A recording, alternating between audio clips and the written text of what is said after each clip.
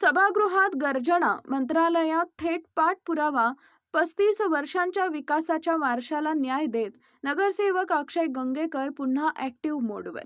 नगरपालिकेच्या सभागृहात नागरिकांच्या प्रश्नांवर प्रशासनाला धारेवर धरणारे प्रभाग क्रमांक 3चे नगरसेवक अक्षय गंगेकर आता तेच प्रश्न थेट राज्याच्या सत्ता केंद्रापर्यंत घेऊन गेल्यानं पुन्हा एकदा चर्चेचा विषय ठरलेत.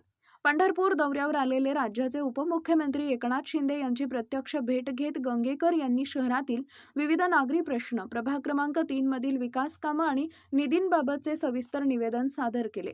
या भेटीत त्यांनी अर्बन बँक ते उपजिल्हा रुग्णालय या शहरातील महत्त्वाच्या मार्गाचे तातडीनं काँक्रिटीकरण करण्यासाठी विशेष निधी मंजूर करण्याची ठाम मागणी केली.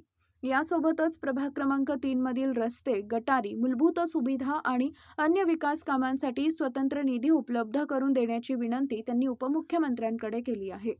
याचबरोबर नवी पेठ येथील प्रस्तावित शॉपिंग सेंटरमधील गाळ्यांचे वाटप करताना गोरगरीब, कष्टकरी, लघु व्यावसायिक आणि खऱ्या अर्थानं गरजू नागरिकांना प्रथम प्राधान्य द्यावे, अशी आग्रही मागणीही गंगेकर यांनी निवेदनाद्वारे उपमुख्यमंत्री एकनाथ शिंदे यांच्याकडे केली आहे. शॉपिंग सेंटर हे आर्थिकदृष्ट्या दुर्बल घटकांसाठी रोजगार आणि स्वावलंबनाचं केंद्र ठरावं, अशी भूमिका त्यांनी यावेळी स्पष्टपणे मांडली.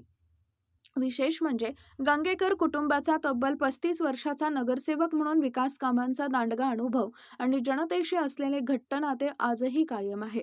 वडिलांनी नागरिकांच्या प्रश्नांसाठी सातत्यानं संघर्ष करत विकास कामांना गती दिली. त्याच विचारांचा, कार्यपद्धतीचा आणि जनसेवेचा वारसा पुढे नेत अक्षय गंगेकर यांनीही जनतेचे प्रश्न शासन दरबारी पोहोचवण्याची परंपरा कायम ठेवली असल्याचं नागरिकांमधून बोललं जात आहे. मागील काही दिवसात झालेल्या नगरपालिकेच्या सर्वसाधारण सभेत विविध नागरी प्रश्नांवर त्यांनी प्रशासनाला धारेवर धरत आक्रमक भूमिका घेतली होती. मात्र केवळ सभागृहापुरते मर्यादित न राहता त्याच प्रश्नांचा पाठपुरावा थेट उपमुख्यमंत्र्यांपर्यंत करून त्यांनी आपल्या कामाची वेगळी शैली पुन्हा एकदा दाखवून दिली आहे. त्यामुळे सभागृहातील आवाज आता मंत्रालयापर्यंत पोहोचला. गंगेकर पुन्हा ॲक्टिव्ह मोडवर आणि विकासासाठी मैदानात उतरलेला युवा चेहरा, अशा चर्चांना शहराच्या राजकीय आणि सामाजिक वर्तुळात उधाण आलंय.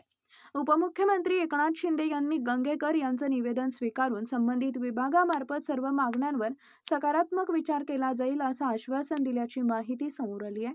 यामुळे प्रभाग क्रमांक 3सह शहरातील अनेक विकास कामांना गती मिळण्याची अपेक्षा नागरिकांकडून व्यक्त होत आहे.